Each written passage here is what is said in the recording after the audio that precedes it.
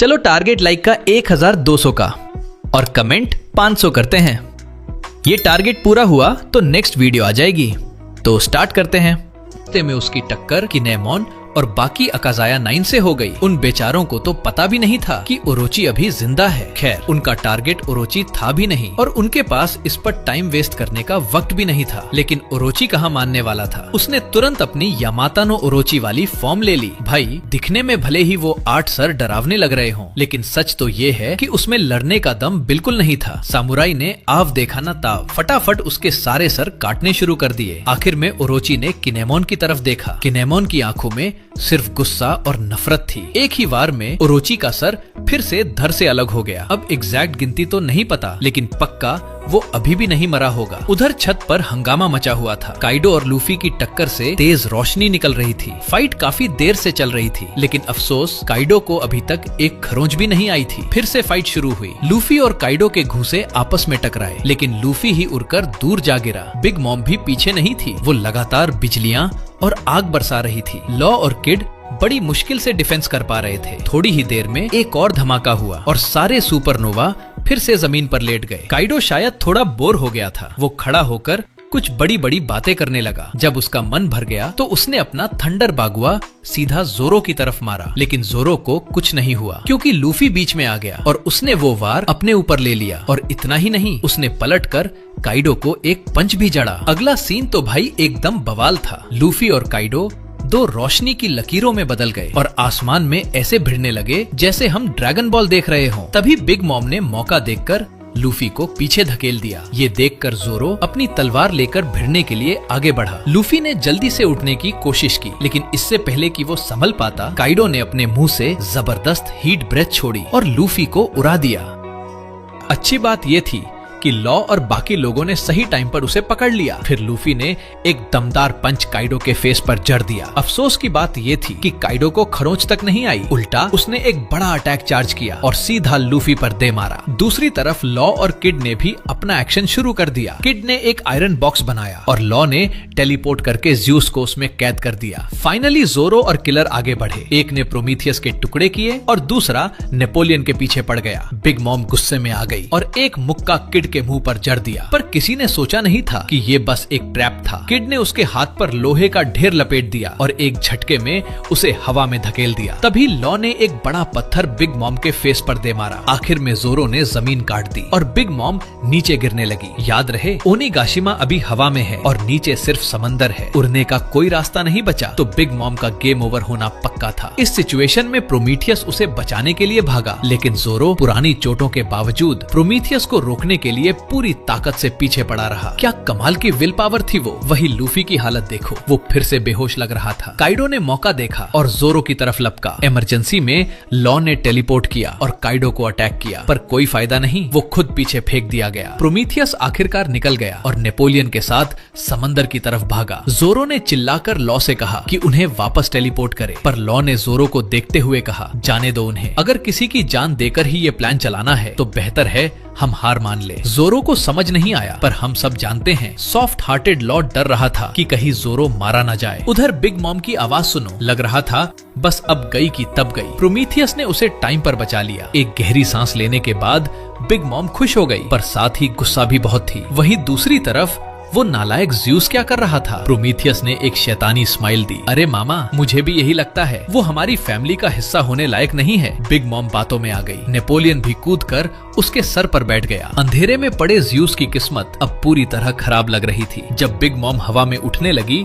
Prometheus बोला, अरे मामा, सच कहूँ तो मैं हमेशा से चाहता था कि मेरी एक गर्लफ्रेंड हो। ये सुनकर बिग मॉम खुश हो गई। मेरा बेटा बड़ा हो गया है, चिंता मत कर, मैं खुद तेरे लिए एक पार्टनर बनाऊंगी। इधर काइडो बेहोश पड़े लूफी को देखकर जोर जोर से हंसने लगा और सोचने लगा, पहले इसका काम तमाम करूं या हाथ पैर तोड़ूं। ये नजारा देख जोरो ने गहरी सांस ली और अचानक उसकी बॉडी से एक खतरनाक ऑरा ब्लास्ट हुआ। सही पकड़े हैं, ये है जोरो की सीक्रेट टेक्निक, 9 स्वॉर्ड स्टाइल। अब इसका लॉजिक क्या है ये मत पूछो। वैसे भी फाइट में लॉजिक की क्या जरूरत, सीधी बात है, जितनी स्ट्रॉन्ग आपकी विल पावर होगी डैमेज उतना ही ज्यादा होगा। अचानक जोरो मूव हुआ, देखो जरा।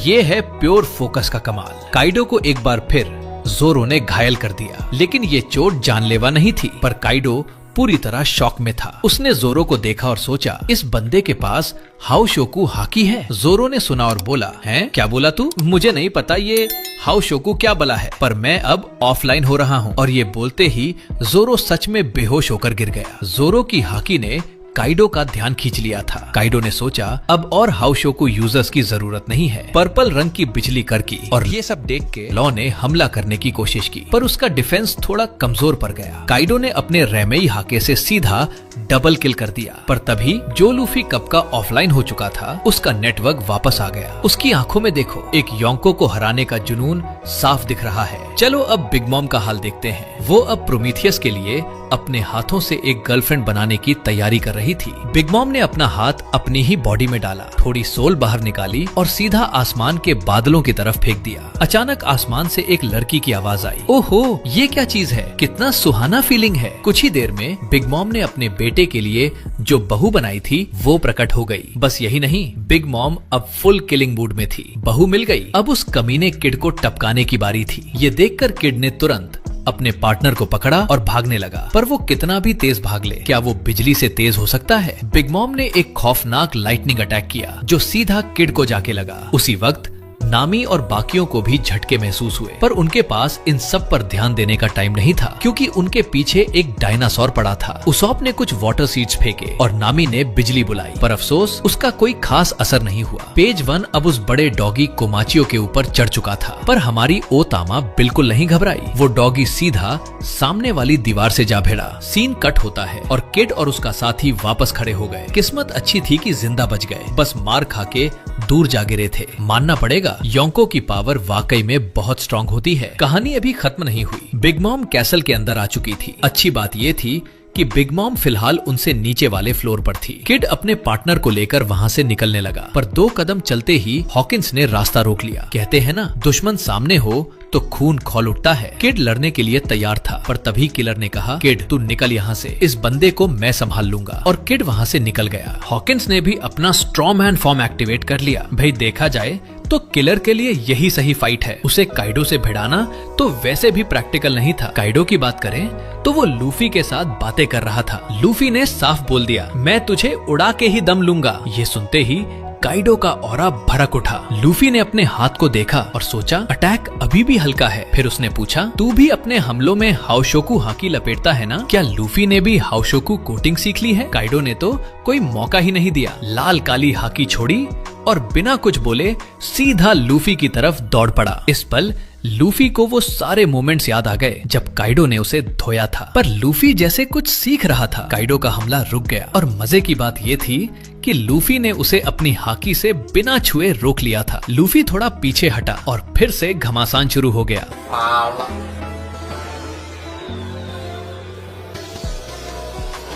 इस बार ये सिर्फ ताकत या डेविल फ्रूट की टक्कर नहीं थी, बल्कि प्योर हाकी का टकराव था। अब मुझे पक्का नहीं पता कि ये हाओशोकु कोटिंग थी या नहीं, पर इतना जरूर है कि लूफी ने काइडो की हाकी को तितर बितर कर दिया और फिर से उस पर टूट पड़ा। एक के बाद एक हमलों की बारिश काइडो पर हुई। आखिर में लूफी ने एक अपरकट मारा और इस बार ऑफलाइन होने की बारी काइडो की थी। लूफी पलटा और लॉ से बोला, मुझे प्रोटेक्ट करने के लिए थैंक यू। अब तुम लोग नीचे जाओ, आगे चाहे जो भी हो मैं इसे हरा के रहूंगा। बस इतना कहना ही काफी था। ये सुनकर लॉ लड़खड़ाते हुए जोरो की तरफ बढ़ा। वहीं पास में जिस बॉक्स में ज्यूस बंद था वो टूट गया और वो अपनी मामा को ढूंढने निकल पड़ा, पर लॉ की नजर उस पर पड़ गई। जाहिर है इस मुसीबत को बिग मॉम के पास नहीं जाने दे सकते थे। लॉ ने अपना रूम बनाया और जोरो व ज्यूस को लेकर वहाँ से रफू चक्कर हो गया। अब आया ना मजा। फाइनली ये 1-on-1 फाइट बन गई। काइडो भी वापस होश में आ गया। दोनों एक दूसरे की तरफ दौड़ पड़े। एक जोरदार टक्कर हुई और लूफी दूर जा गिरा। ऐसा लग रहा था कि लूफी अभी भी थोड़ा पीछे रह गया है। अंदर महल में किनेमॉन को फाइनली याद आया कि रिपोर्ट करनी चाहिए। उन्होंने सिचुएशन बताई, पर उसका कोई फायदा नहीं था क्योंकि वहाँ यामातो पहरा दे रही थी। चलो अब नामी की तरफ चलते हैं। उसे अभी नहीं पता कि ज्यूस को छोड़ दिया गया है। वो और उसॉप मिलकर मजे से पेज 1 की धुलाई कर रहे थे। तभी ओतामा रोने लगी। उसे ख्याल आया कि लूफी वहाँ खून पसीने से लड़ रहा है और वो यहाँ कुछ नहीं कर पा रही। उसे बहुत बुरा लग रहा था। अचानक उसॉप सीरियस हो गया। सॉरी तामा, अब हम तुम्हें डरने नहीं देंगे। जब उसॉप सीरियस होता है ना तो वो काफी कूल लगता है। उसने अपना हथियार निकाला और पेज 1 पर फायर कर दिया। कुछ ही पल में वहाँ धमाका हुआ और पेज 1 नीचे गिर गया। फिर उसॉप ने ढेर सारे पाइन कोन्स फायर किए जो जाकर फट गए। उसॉप जोर जोर से हंसने लगा। अरे ये दुश्मन तो कुछ खास नहीं था, लेकिन हकीकत ये थी कि उस हमले से उसका बाल भी बांका नहीं हुआ था। ओतामा ने तुरंत कोमाचियो को वहाँ से भागने का इशारा किया। जैसे ही सबने पीछे मुड़कर देखा, वहाँ गुस्से से भरी बिग मॉम खड़ी थी। ये नजारा देखते ही उसोप और नामी की तो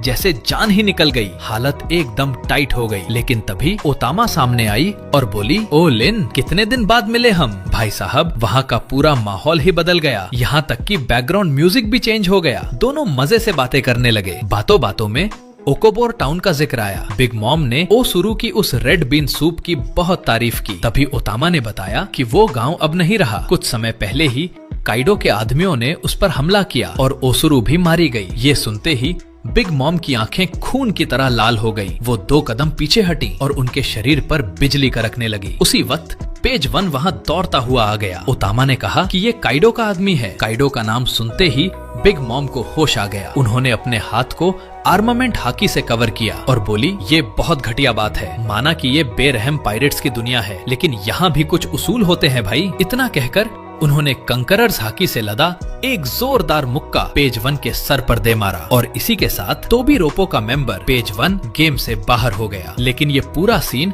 उल्टी ने देख लिया। अब जरा ओनिगाशिमा की बैटल का हाल देख लेते हैं। सबसे पहले ट्रेजर हॉल के 2nd फ्लोर से कैसल के 3rd फ्लोर जाने वाले रास्ते पर चलते हैं। अकाजाया 9 तेजी से भाग रहे हैं। भाई, ये लोग कितने एपिसोड से दौड़ ही रहे हैं। लगता है किनेमोन को अब थोड़ा अजीब लग रहा था, तो उसने बाकी सबको शहर में मदद के लिए भेज दिया और कहा कि वो अकेले मोमोनोसुके को प्रोटेक्ट करेगा। वैसे भी घायल कांजूरो को संभालने के लिए वो अकेला ही काफी है। इस पर कीकू बोली कि वो भी साथ जाएगी। खैर, अब मैं इस पर क्या ही बोलूं। इसके बाद नेको मामुशी की मुलाकात सिसिलियन से हुई। पेड्रो की मौत की खबर सुनते ही वो फौरन वहाँ से भाग निकला। लगता है वो पेरोस्पेरो से बदला लेने गया है। कैसल के 1st फ्लोर पर एक छिपी हुई जगह में यामातो ने मोमोनोसुके को इंतजार करने को कहा। उसने ओडन की वो जर्नल भी उसे दे दी और वहाँ से जाने लगी। तभी मोमोनोसुके बोला कि उसे छत से 2 लोगों की आवाजें आ रही हैं। ये सुनते ही यामातो मदद के लिए ऊपर भागी। कैसल के 2nd फ्लोर पर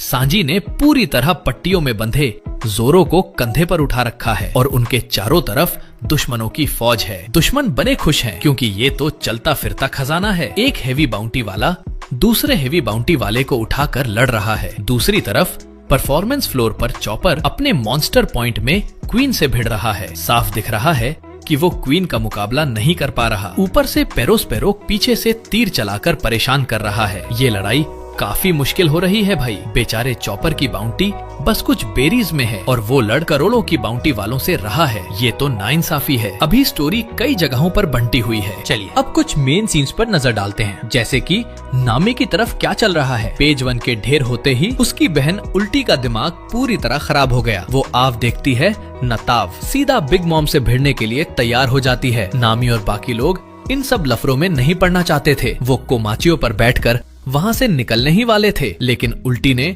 उन पर पीछे से हमला कर दिया। ये औरत तो पूरी साइको है भाई। उसने पागलपन में एक खतरनाक किक मारी। ओतामा ने उसे रोकने की कोशिश की तो उस औरत ने एक जोरदार थप्पड़ मारकर उसे भी दूर फेंक दिया। ये नजारा देखते ही नामी का गुस्सा 7वें आसमान पर पहुंच गया। उसका चेहरा एकदम सीरियस हो गया और उसने बिजली का एक जोरदार झटका उल्टी को दे मारा। फिर उसने एक एक शब्द चबाते हुए कहा, मैं इस औरत को जान से मार डालूंगी। हाँ, अब शायद कुछ लोग सोच रहे होंगे कि सांजी ने जोरो को कंधे पर क्यों उठा रखा है। मामला बहुत सिंपल है। जब लॉ ने जोरो को टेलीपोर्ट किया था तो वो इत्तेफाक से सीधा सांजी से टकराया। तब तक जोरो को पट्टियों में लपेटकर एकदम हैम जैसा बना दिया गया था। वापस प्रेजेंट में आते हैं। सांजी ने आसपास के फालतू दुश्मनों को साफ किया और फिर उसकी मुलाकात इजो और कवामात्सु से हुई। सबने प्लान बनाया कि वो अब परफॉर्मेंस फ्लोर की तरफ आगे बढ़ेंगे। उधर नामी ने अभी वो धमकी दी ही थी कि उल्टी ने फुर्ती से आकर उसे दबोच लिया। अब कायदे से तो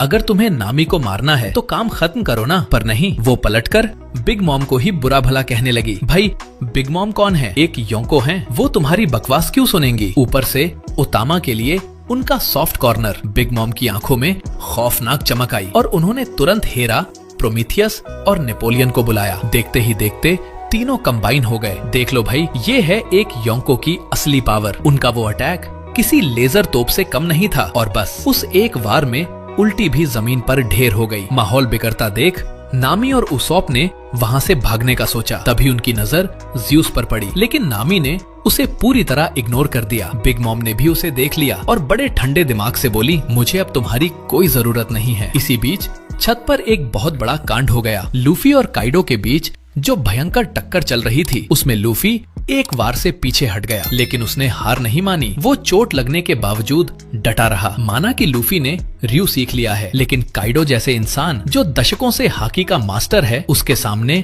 अनुभव की कमी तो खलेगी ही। काइडो ने देखा कि लूफी गिर ही नहीं रहा, तो उसने जोश जोश में थोड़ी ज्यादा ही ताकत लगा दी। नतीजा ये हुआ कि लूफी ओनिगाशिमा से सीधा नीचे समुद्र की तरफ गिरने लगा। लूफी को पानी में गिरता देख काइडो पलटा और बड़े अफसोस के साथ बोला, लगता है तुम भी जॉय बॉय नहीं बन पाए। अब वापस चलते हैं नामी की तरफ। बेचारा ज़्यूस एकदम दिल टूटा हुआ महसूस कर रहा था। तभी हेरा ने उसे खाने के लिए मुंह में दबा लिया। जब ज़्यूस अपनी जान बचाने के लिए हाथ पैर मार रहा था, बिग मॉम ने ओतामा को पकड़कर साइड में सुरक्षित रख दिया और अपनी तलवार निकालकर नामी और उसॉप के पीछे दौड़ पड़ी। भागते हुए ज़्यूस किसी तरह नामी तक पहुंच गया। उसे पता था कि उसने धोखा दिया है, इसलिए उसने माफी की उम्मीद नहीं की। वो फौरन काला पड़ गया और बिग मॉम पर झपट पड़ा ताकि उसॉप ओतामा को लेकर भाग सके। लेकिन बिग मॉम ने उसे मक्खी की तरह पकड़ लिया, क्योंकि ज़्यूस में अब कोई चार्ज बचा ही नहीं था। तो बिग मॉम ने बिना वक्त बर्बाद किए उसे हेरा के हवाले कर दिया। ये देखते ही नामी ने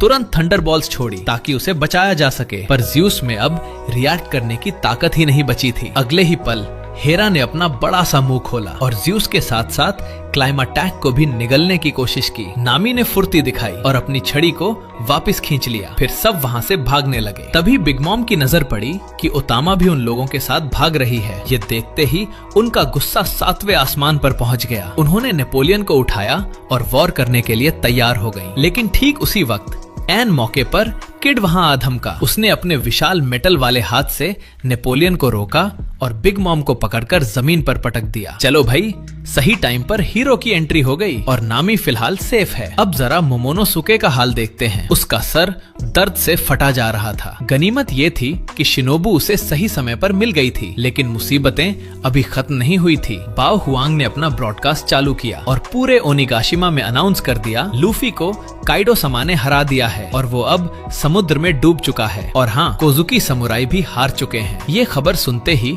अलायंस का मोराल एकदम जमीन पर आ गया। भाई जाहिर सी बात है, जब पता चले कि आपका कैप्टन ही हार गया है तो डर का माहौल तो बनेगा ही। फिर भी दाद देनी पड़ेगी कि बाकी लोग अभी तक घुटने टेक कर सरेंडर नहीं किए हैं। यही बहुत बड़ी बात है। हालांकि मोमोनोसुके का सर अभी भी बुरी तरह दुख रहा था, फिर भी उसने किसी तरह किनेमोन को निर्देश देने की कोशिश की। तभी शिनोबू ने उस जासूसी मेंढक को देख लिया और उसी वक्त वो आदमी वहां आ गया, कांजुरो। वो एक बार फिर ओडन का रूप बनाकर आया था। कीकू ने उसे देखते ही तलवार खींच ली। इसी धोखेबाज की वजह से अशुरा दोजी मारा गया था, लेकिन अफसोस कीकू का दिल पसीज गया और वो वार नहीं कर पाई। कांजुरो ने इसका फायदा उठाया और उसे बुरी तरह घायल कर दिया। अब कमेंट्स में लोग कीकू को कोस रहे होंगे, पर मैं इस पर कुछ नहीं बोलूंगा, बस एक लाइक कर दूंगा। ऐसे नाजुक मौके पर किनेमोन आगे आया। उसने कोई इमोशन नहीं दिखाया और एक ही वार में कांजुरो का काम तमाम कर दिया। कांजुरो के लिए बस इतना कहूंगा, बंदा गद्दार था पर एक्टिंग जबरदस्त करता था। चलो, गद्दार तो गया, अब बारी थी मोमोनोसुके को बचाने की। लेकिन तभी छत तोड़कर काइडो सीधा नीचे कूद पड़ा। किनेमोन ने तुरंत अपनी दोनों तलवारें निकाली ताकि मोमोनोसुके को भागने का थोड़ा टाइम मिल सके, लेकिन काइडो के उस कदावर डंडे के एक ही वार ने उसे ढेर कर दिया। अब अलायंस की हिम्मत जवाब दे रही है। सबसे बड़ी मुसीबत ये है कि ओनिगाशिमा अब वानो के ठीक ऊपर पहुंच चुका है। सब अपनी आखिरी सांसें गिन रहे हैं, खासकर चॉपर जो स्वभाव से ही थोड़ा डरपोक है। वो पहले ही अपनी लिमिट से ज्यादा लड़ रहा है और ऊपर से उसने अभी सुना कि उसका कप्तान मारा गया। वो पूरी तरह टूटने की कगार पर था। लेकिन तभी सांजी की एंट्री हुई। उसने आते ही एक जोरदार किक क्वीन के सर पर जमा दी और इत्तेफाक देखो, क्वीन का वो घूमता हुआ सर ढाल बन गया और पेरोस्पेरो के तीरों को रोक लिया। चॉपर रो रहा है, पर सांजी को रोने का हक नहीं है। उसे एक चमत्कार का इंतजार करना होगा। उसने जोरो को चॉपर की तरफ उछाला और खुद क्वीन से भिड़ने का फैसला किया। उधर किनेमोन की बात करें तो उस एक वार ने